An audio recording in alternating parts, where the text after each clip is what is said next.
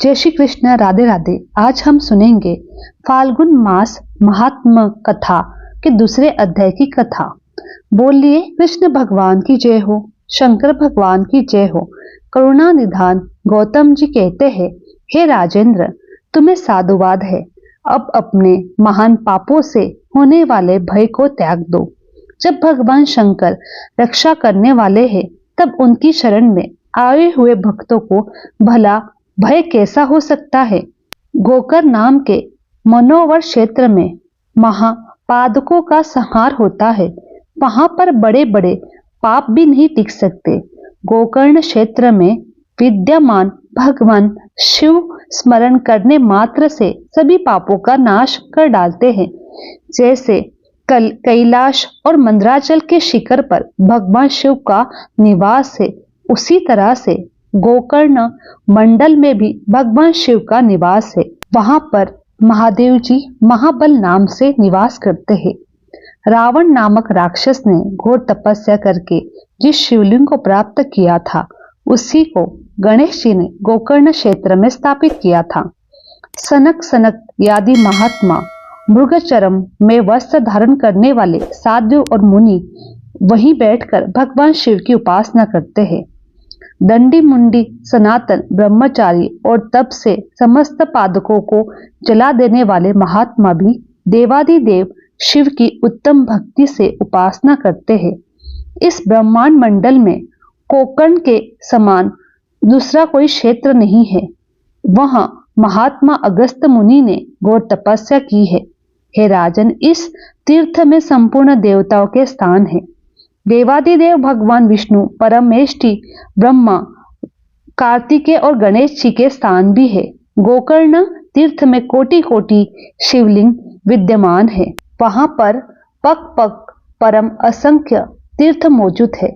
सत्य युग में महाबल नामक भगवान शिव श्वेत वर्ण के थे। त्रेता युग में उनका रंग लाल हो जाता है।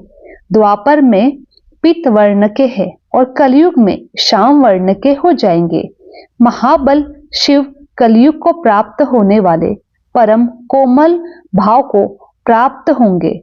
परम उत्तम गोकर्ण क्षेत्र पश्चिम समुद्र के तट पर है।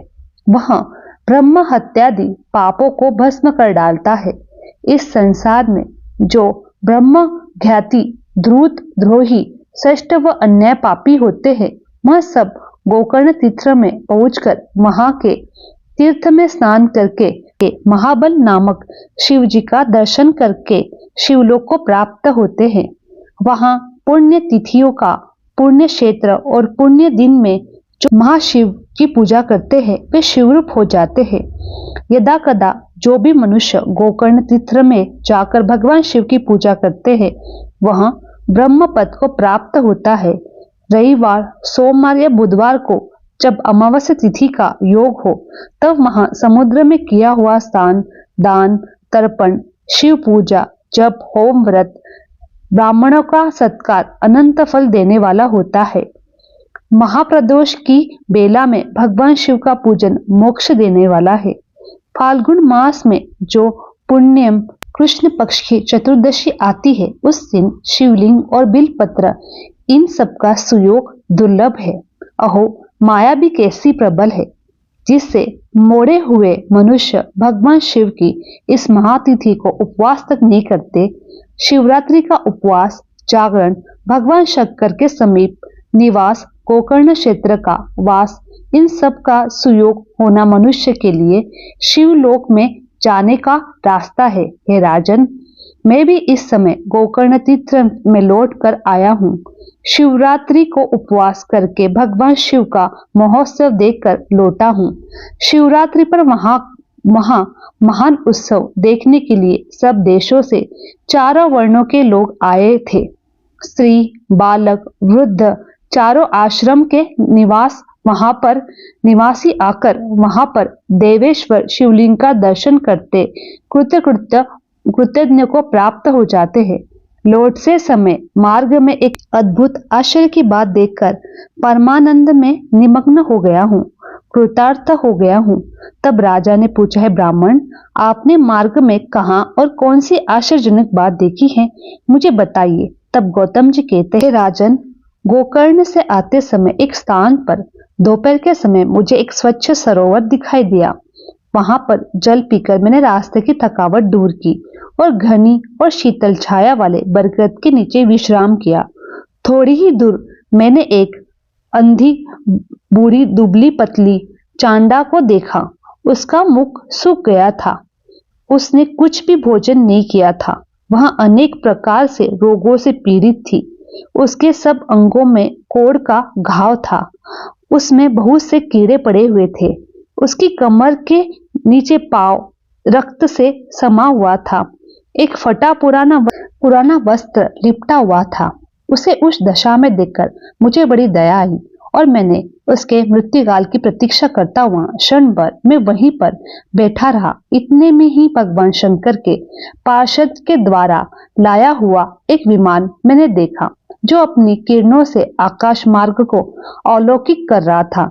तब मैंने शीघ्र ही समीप जाकर आकाश में खड़े हुए शिव गणों से पूछा कि आप लोगों को नमस्कार है। मैंने आप लोगों को पहचान लिया है। आप सभी महादेव जी के चरणों के सेवक हैं। आपने इस समय यहाँ आने का कष्ट क्यों किया है? आपकी यात्रा संपूर्ण लोगों की रक्षा के लिए हुई है। आप लोगों को कोई विनोद सुझाया है? कृपा करके मुझे बताइए कि यहाँ पर किस लिए पधारे हैं।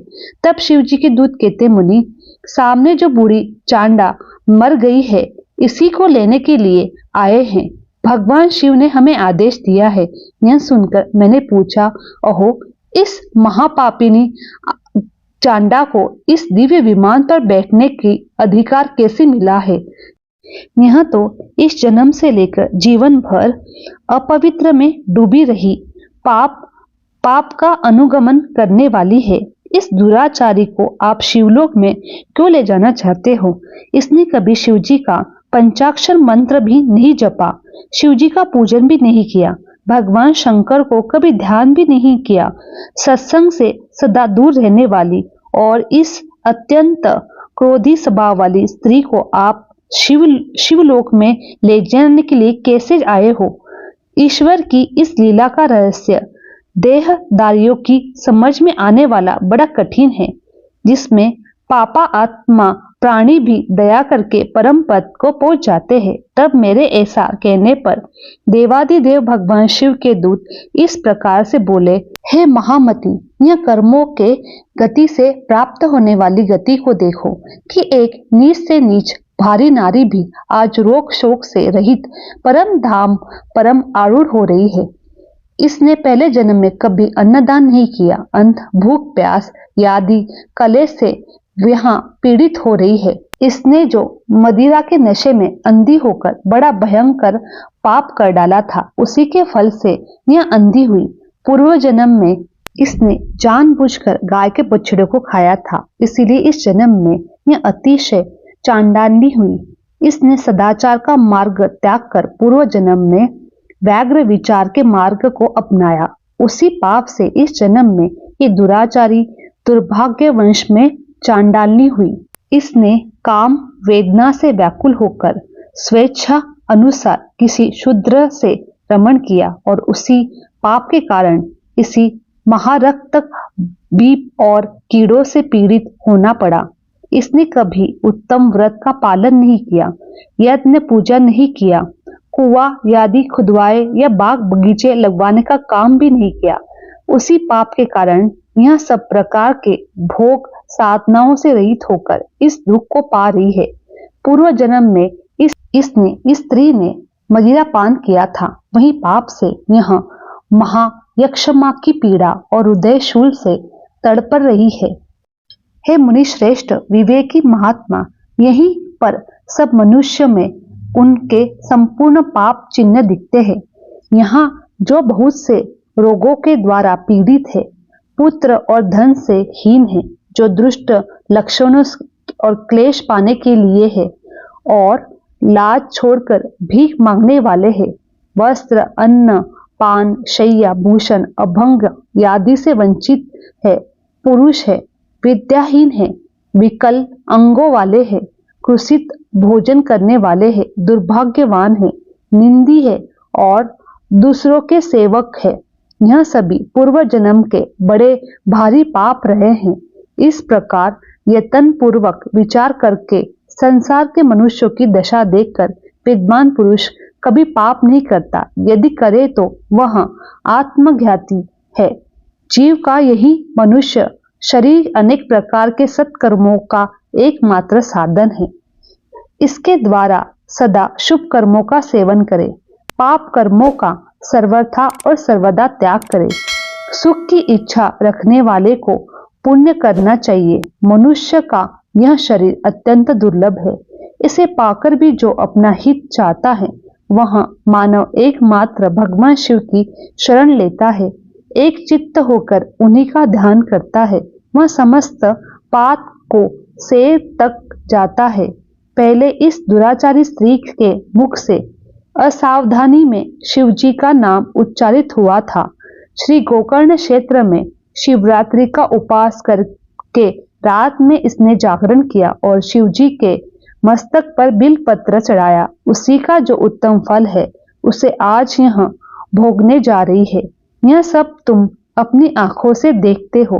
गौतम जी कहते हैं, राजन, इस प्रकार कहकर उन शिवदूतों ने उस चांडालनी को योनि से जीवन को खींचकर उस दिव्य तेज से संपन्न कर दिया। उस नारी को दिव्य शरीर की प्राप्ति हुई। वहां तेज की राशि से उत्पात हो उठी। उसके बाद शिव के दूतों ने प्रसन्न होकर उसे विमान पर बिठाया और परम उद्दार रूप लावण्य से सुशोभित और वह दिव्य वस्त्र धारण करने वाली हो गई। उसकी देह से सब और दिव्य सुगंध, दिव्य प्रकाश फैल रहा था। वह विमान पर बैठी हुई शिवजी के चरणविंद में स्मरण करती रही और भगवान शिवजी के पास ले गए। उस समय सब लोकपाल आश्चर्यजनक होकर यह सब दृश्य देख रहे थे। हे राजन, गिरजापति भगवान शंकर के प्रति लेश मात्र भक्ति का यह अत्यंत आश्चर्यजनक महात्मा है। मैंने तुम्हें बताया है जो सभी पाप राशि का विनाश करने वाला है। तब राजा ने पूछा, हे भगवान, परमेश्वर शिव का उत्तम लोक कैसा है? यदि आपकी मुझ पर दया है तो मुझे शिवलोक का लक्षण बताए। तब गौतम जी कहते हैं, हे ब्रह्मा, यादि देवेश्वर के लोक में जो अत्यंत दुर्लभ आनंद है, वह जिस दिव्य धाम में नित्य निरंतर विद्यमान रहता है, वही परमेश्वर शिव का लोक है। जहाँ सब लोकों को लांग कर जाना होता है, उसमें दिव्य प्रकाश स्थित है। जहाँ अविद्या में अंधकार का कहीं लेश मात्र भी संयोग नहीं है, वही परमात्मा शिव का लोक है। जहाँ काम, क्रोध, लोभ, विकार निवास नहीं करते, वहाँ जन्म आदि अवस्थाएं प्राप्त नहीं होती, वही परमेश्वर शिव का लोक है। संपूर्ण वेदों का जो एकमात्र प्रधान क्षेत्र कहा जाता है, जिससे अधिक उत्तम वैभव कहीं भी नहीं है, वही परमेश्वर शिव का धाम है। वहां जाने के लिए योगी जन सदा आसन, प्राणायाम, प्रत्याहार और ध्यान आदि साधनों से युक्त योग्य मार्ग का सहारा लेते हैं और प्रयत्न करते रहते हैं कि जो लोग भगवान शिव की भक्ति से परिपूर्ण हैं, वही उस दिव्य धाम में जाते हैं। जो भगवान शंकर की कथा सुनने और कहने का अनुभव करते हैं, केवल शांति में जिनकी स्थिति है, जो सब प्राणियों के अकारण सुहृदय और मोह रहित है, वे संसार चक्र को लांघकर भगवान शिव के आनंद के धाम में जाते हैं और सुखी होते हैं।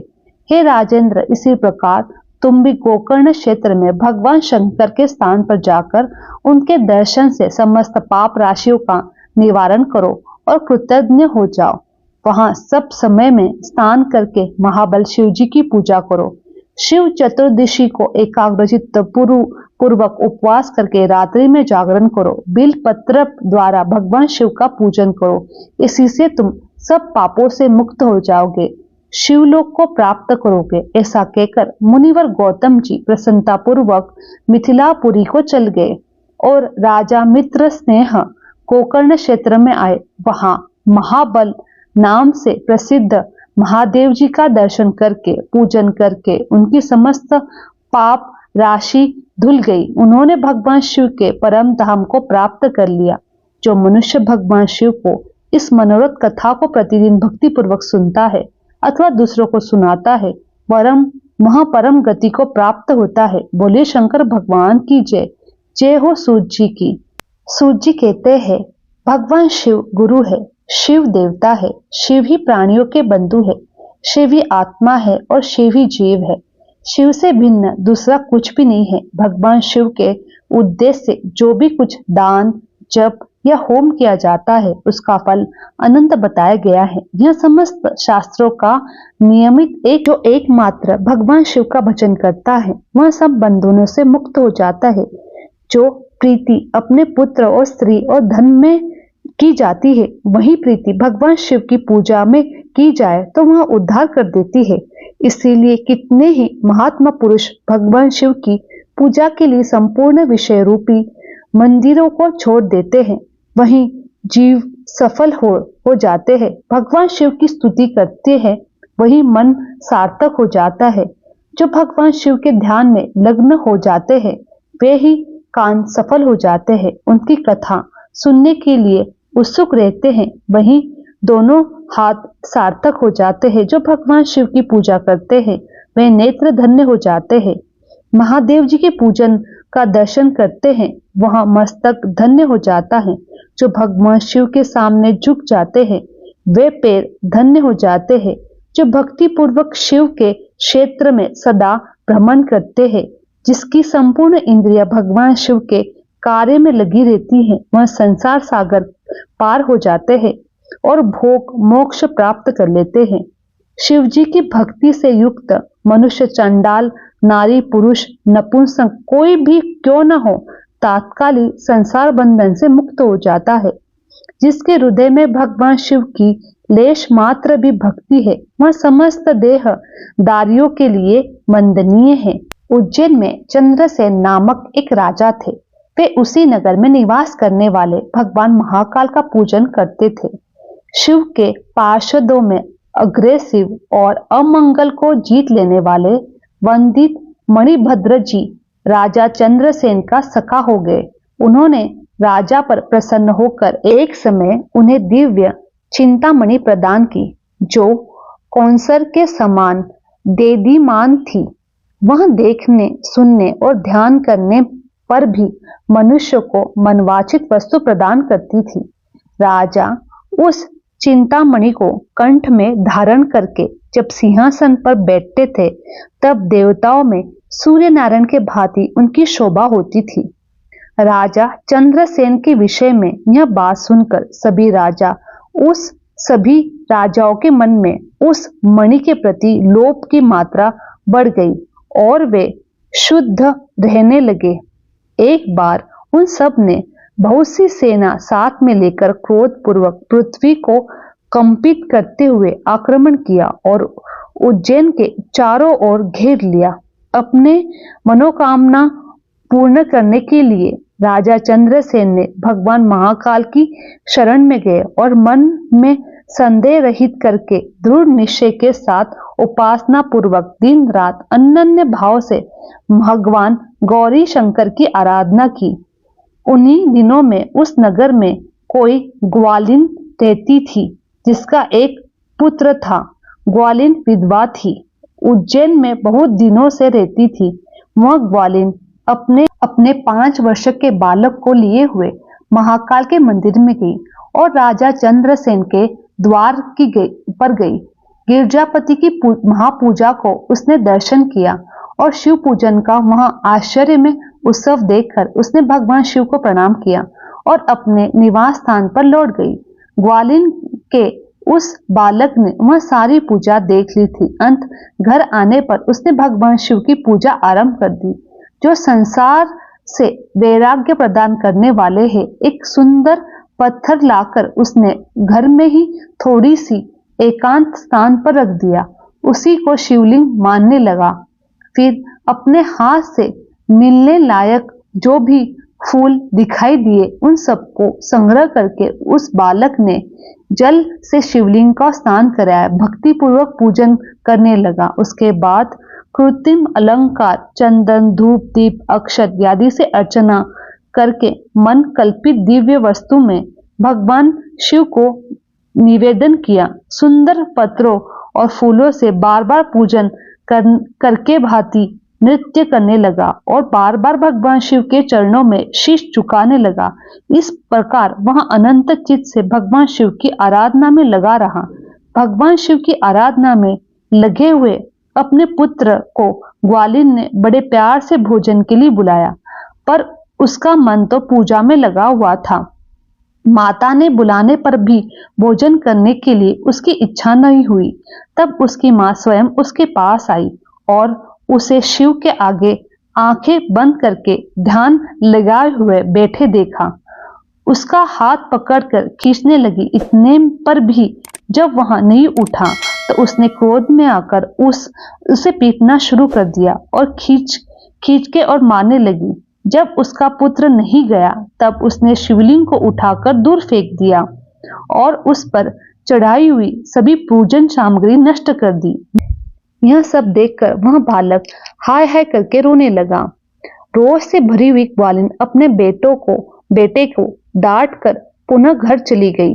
भगवान शिव की पूजा को माता द्वारा नष्ट होकर देखकर वह बालक देवों के देव महादेव हे देव महादेव कहता हुआ मूर्छित होकर गिर पड़ा। उसके नेत्रों से आंसुओं की धारा प्रवाहित हो रही थी। 2 घड़ी के बाद जब उसे चेतना आई तब उसने आंखें खोली तो देखा उसका वही स्थान पर परम सुंदर शिवालय हो गया था। मणियों के खंभ उसकी शोभा बढ़ा रहे थे। उसके द्वार पर किवाड़, सदर पाटन सब स्वर्ण के हो गए थे। वहां भूमि पर बहुमूल्य नीलमणि की और हीरो की वेदिका से सुशोभित थी। यह सब देखकर वह अचानक से उठा। हर्ष परमानंद के समुद्र में निमग्न हो गया। उसने समझ लिया था यह सब शिवजी की पूजा का ही महात्मा है। उसी पूजा के प्रभाव से यह दिव्य विभूति प्रकट हुई है। उसके बाद उस बालक ने अपनी माता के अपराध की शांति के लिए पृथ्वी पर मस्तक रखकर साष्टांग प्रणाम किया और कहने लगा, हे देव उमापति, मेरी माता के अपराध को क्षमा कर दे। वह मूर्ख है, आपके प्रभाव को नहीं जानती। हे शंकर जी, आप उन पर प्रसन्न होइए। यदि मुझ पर आपकी भक्ति उससे उत्पन्न हुआ कुछ पुण्य है तो उससे आप मेरी माता को दया प्रदान करें। इस प्रकार भगवान शिव को बार बार प्रसन्न करने के लिए उनके चरणों में मस्तक झुकाकर नमन करने लगा। सूर्यास्त के समय वह बालक शिवालय में के बाहर निकला। उसने अपने शिविर को देखा। वह इंद्रनगर के समान शोभा पा रहा था। वह सब कुछ तत्काल स्वर्णम में हो गया, विचित्र वैभव से प्रकाशित होने लगा। भवन के भीतर प्रवेश करके बालक ने देखा तो उसकी माँ बहुमूल्य रत्न में पलंग पर बैठी हुई श्वेत रंग की शैया पर निर्भय होकर सो रही थी और उसी को याद कर रही थी। उसने अपनी माता को जगाया। वह क्लीन बड़े वेग से उठी। अपने पुत्र को और अपने घर को अपूर्व रूप से देखकर आनंद से विरह हो गई। पुत्र के मुख से गिरजापति शंकर का सब प्रसाद सुनकर उस ग्वालिन ने राजा को सूचना दी, जो निरंतर भगवान शिव के भजन में लगे रहते थे। राजा अपना नियम पूरा करके रात में सहसा वहां गए। ग्वालिन के पुत्र का वह प्रभाव जो शंकर जी के संतोष से प्रकट हुआ था, उन्होंने देखा। स्वर्ण में शिव मंदिर, रतन में शिवलिंग और माणिक्य से जगमगाता हुआ ग्वालिन का वह महल देखकर राजा चंद्रसेन पुरोहित और मंत्रियों के साथ 2 घड़े तक आश्चर्यचकित होकर परमानंद में डूबे रहे। उसके बाद उन्होंने नेत्रों से प्रेमाश्रु बहाते हुए ग्वालिन के उस बालक को हृदय से लगा लिया। भगवान शिव के इस अद्भुत महात्म की चर्चा समस्त पूर्ववासियों में बड़े वेग से फैल गई। यहीं कहते सुनते वह रात मानो क्षण भर में व्यतीत हो गई। युद्ध के लिए आए हुए और नगर के चारों ओर घेरकर खड़े हुए राजाओं ने प्राप्त काल के मुख से यह परम अद्भुत समाचार सुनते ही उनके मन से वैर भाव निकल गया। उन्होंने सहसा हथियार डाल दिए और चकित होकर महाराज चंद्रसेन की आज्ञा से नगर में प्रवेश किया। उस रमणीय नगर में प्रवेश करके भगवान महाकाल को प्रणाम करने के बाद सब राजा उस ग्वालिन के घर पर आए। महाराजा चंद्रसेन ने आगे बढ़कर उनका स्वागत किया। वे बहुमूल्य आस्तों पर बैठे और प्रीतिपूर्वक विस्मित और आनंदित हुए।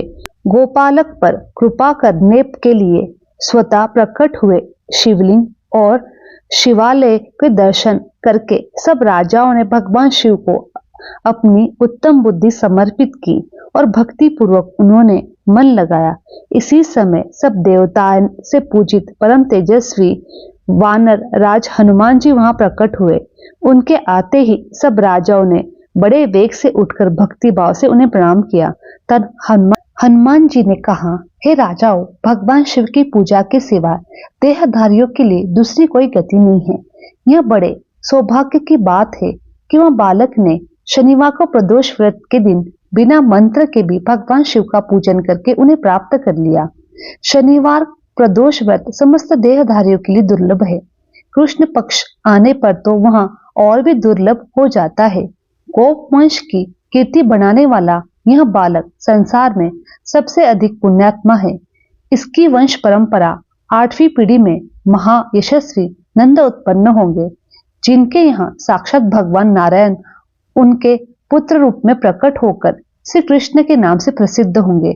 आज से यह गोपाल नंदन संसार में शिखर नाम से विख्यात होगा। अंजनी नंदन हनुमान जी का ऐसा कहने पर उस गोप बालक को शिव उपासना के आचार विचार का उपदेश देकर वहीं पर अंतर्धान हो गए। वे सभी राजा अर्श में भरकर महाराज चंद्रसेन की आज्ञा लेकर जैसे आए थे वैसे ही वापस लौट गए। महातेजस्वी श्री हनुमान जी का उपदेश पाकर तरबंदी ब्राह्मणों के साथ शंकर जी की आराधना करने लग गए। तद अनुसार भक्त श्रीकर गोप और राजा चंद्रदेश दोनों ने भक्ति पूर्वक शिव जी की आराधना करके परम पद को प्राप्त किया। यह परम पवित्र उपाख्यान कहा गया है कि यह गोपनीय रहस्य है। ये सुयश और पुण्य समृद्धि को बढ़ाने वाला है। गौरी पति भगवान शिव के चरणविंद में भक्ति भाव की वृद्धि और पाप राशि का निवारण करने वाला है। आज के अध्याय की कथा यहीं पर समाप्त होती है। अगले अध्याय की कथा हम कल सुनेंगे। बोले भगवान शंकर की जय। जय हो कृष्ण भगवान की जय।